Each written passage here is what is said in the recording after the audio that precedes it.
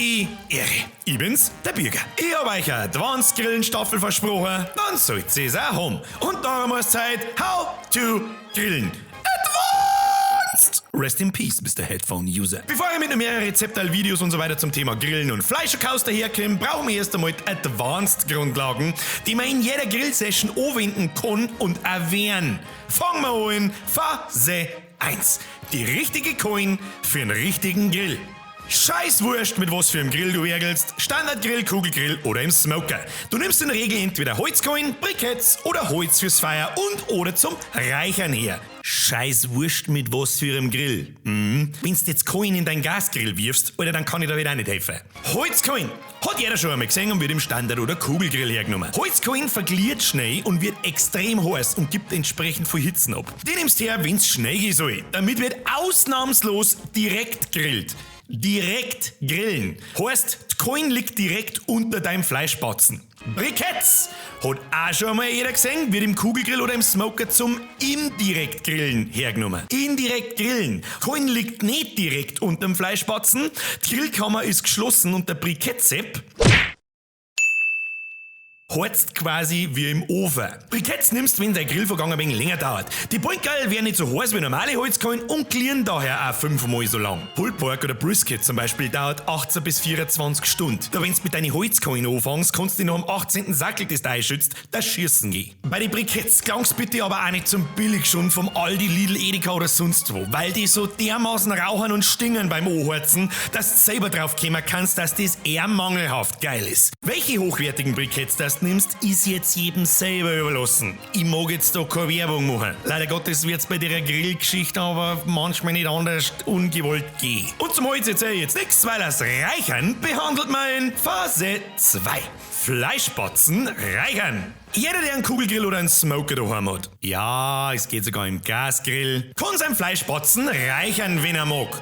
Warum sollte man das nicht machen? Das Drum muss halt zugemacht werden können. Grundsätzlich kannst du jetzt trockene Holz hernehmen, das wenig bzw. gar kein Harz hat. Harthölzel wie zum Beispiel Buchen, Orche, Birken, Walnuss, Kirsch oder Apfelholz ist am besten. Das Ganze besorgst du in Form von Chunks, kleine Speitel oder Mehl. Nein! No! Wir legen keine Fichtenzweige rein. God! Die rauchen wird so, das muss gut sein. No!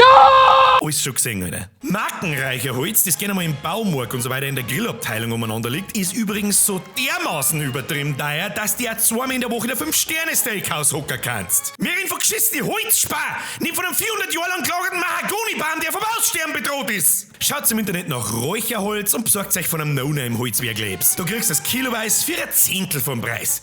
Dankeschön. Oder jetzt soll noch nicht ein 20er für 200 Gramm geschissene Sackspar. Bloß weil der Weber oder Rösle Sepp gemeint hat, der schreibt jetzt da seinen Namen drauf. Sie fix. Deine Chunks wasserst erst einmal eine gute Stunde. Einfach in eine Schüssel mit Wasser legen. Fertig. Die Chunks legst dann feuchte direkt auf deine Kohlen, drast Luftzufuhr am Grill ein wenig runter, sonst fangen sie eventuell das Brennen an und es gibt erstens keinen Rauch und zweitens wird sauheiß im Grill.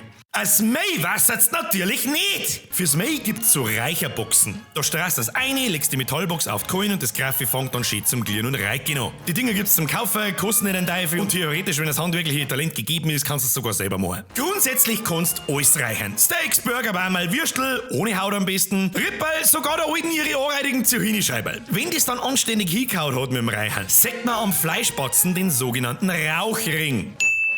Das ist ein leicht rötlicher Rand, den du zeigst, wenn du deinen Fleischbatzen dann anschneidest. Ja, und wer spätestens da dann keine Zeit in der Hosen aufsteht, hat entweder Depp von Dosen oder einfach keinen Bock auf Spaß im Leben. Abschließend der in Phase 3. Kerntemperatur. Da wir wieder nicht in der Ich Bier übers Fleisch Amateur-Grill-Version sind, die nach dem Motto, wann ist denn fertig? Oh ja, schauen wir mal an, sehen wir's schon. Arbeiten messen wir mit Kerntemperatur. Da gibt's verschiedene Gerätschaften, wie zum Beispiel digitale, mit mehreren Fühler fürs Fleisch und für den Grillinnenraum selber, sogar mit Funk, dass dein Drumranzen nicht einmal mehr vor einen Grillschirm musst, um zum Nachschauen, ob alles passt. Oder du machst es klassisch mit einem analogen Gerät. Analog, oh Gott. Es gibt für jede Art von Fleisch eine passende Kerntemperatur. Da ich da jetzt aber einen Roman erzählen müsste, habe ich mal das Wichtigste zusammengeschrieben. Druckst halt auf Pause, wenn es ist. Oder druckst auf den Link in der Beschreibung. Ist mir wurscht, wie du das tust.